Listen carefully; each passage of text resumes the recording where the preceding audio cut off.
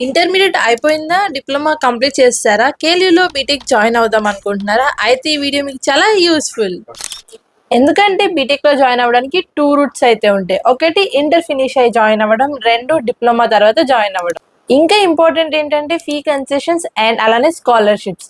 ఈ వీడియోని లాస్ట్ వరకు ఫుల్గా చూడండి. ఎందుకంటే ఈ ఫీ కన్సెషన్ స్కాలర్షిప్స్ ఎలా రావాలి, వాటిని ఎలా మెయింటైన్ చేయాలో నేను చెప్తా.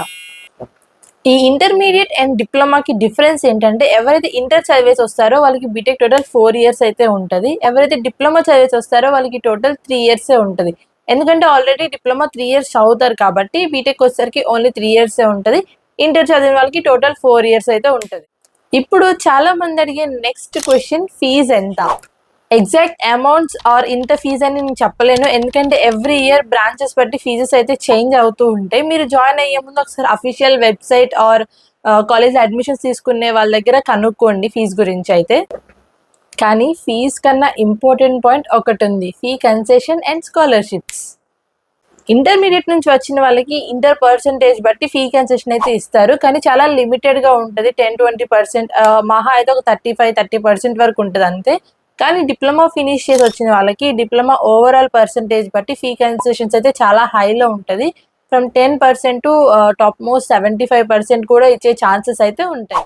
ఈ డిప్లొమా ఫీ కన్సెషన్స్ గురించి మీకు కంప్లీట్ క్లారిటీ కావాలంటే నేను నా ఛానల్లో ఆల్రెడీ ఒక ఫుల్ వీడియో అయితే చేసి పెట్టేశాను. ఈ వీడియో ఎండింగ్లో ట్యాగ్ చేస్తా, వెళ్ళి చూడండి. ఇక్కడ చాలా ఇంపార్టెంట్ పాయింట్ అయితే ఒకటి ఉంది, కన్సెషన్ ఎవరికి ఊరికే రాదు. ఫస్ట్ ఇయర్లో కన్సెషన్ వచ్చేసింది కదా, ఇంకా next 3 years or 2 years continue అవుతుంది అనుకుంటే మీరు పప్పులో కాలేసినట్టే. ఈ ఫీ కన్సెషన్ మీకు నెక్స్ట్ ఇయర్స్ కూడా కంటిన్యూ అవ్వాలంటే మీరు చేయాల్సిన మెయిన్ పని ఏంటంటే సిజిపిఏ డౌన్ అవ్వకుండా చూసుకోవడం.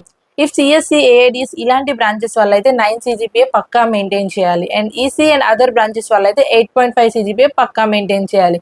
ఇఫ్ ఇన్ కేస్ మీరు ఇవి మెయింటైన్ చేయని నెక్స్ట్ సెమ్కే మీ ఫీజు అయితే డ్రాప్ అయిపోతుంది.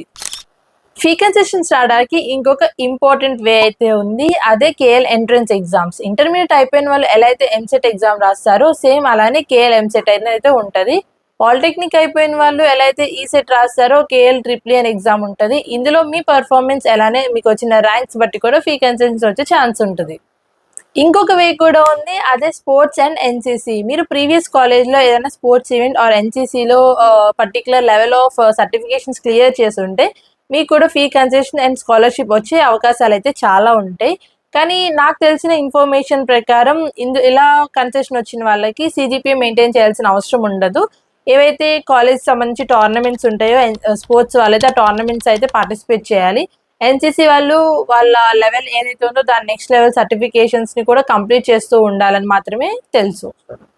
ఇంకొక వే కూడా ఉంది, ఇది అందరికీ యూజ్ కాకపోవచ్చు, కానీ ఎవరైతే ఎక్సెప్ట్ ఆంధ్ర అండ్ తెలంగాణ కాకుండా వేరే స్టేట్స్ నుంచి వస్తారో వాళ్ళకు కూడా 30% ఫీ కన్సెషన్ అయితే ఉంటుంది. దీనికైతే ఎలాంటి రిక్వైర్మెంట్స్ లేవు, సిజిపిఏ మెయింటైన్ చేయాలి. ఇలాగా ఇది మాత్రం 4 ఇయర్స్ పక్కా కంటిన్యూ అవుతుంది. ఫైనల్గా నేనేం చెప్పాలనుకుంటున్నానంటే మీరు జాయిన్ అయ్యేటప్పుడు మీకు ఇచ్చిన ఫార్మ్స్ కానీ మీకు ఎంత పర్సంటేజ్ అనేది క్లియర్గా అప్పుడే మాట్లాడేసుకోండి.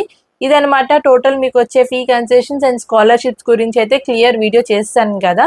సో ఇంకా మీకు డౌట్స్ ఉంటాయి కదా, కాలేజ్లో జాయిన్ అయిపోయాక ఏం చేయాలి, ఫస్ట్ ఇయర్ ఎలా ఉంటుంది, సెకండ్ ఇయర్ ఎలా ఉంటుంది, third year and final year ఎలా ఉంటాయో ఇవన్నీ కూడా నెక్స్ట్ వీడియోస్లో వస్తాయి. ఇవన్నీ కూడా మీరు చూడాలంటే ఛానల్ని అర్జెంట్గా సబ్స్క్రైబ్ చేసుకోండి. లైక్, షేర్ అండ్ కామెంట్ చేయడం అసలు మర్చిపోద్దు. బాయ్. అండ్ డిప్లొమా వాళ్ళకి కంప్లీట్ ఫీ కన్సెషన్స్ గురించి తెలుసుకోవాలంటే వీడియోని ట్యాగ్ చేస్తాను కదా, ఈ వీడియోని చూసేయండి.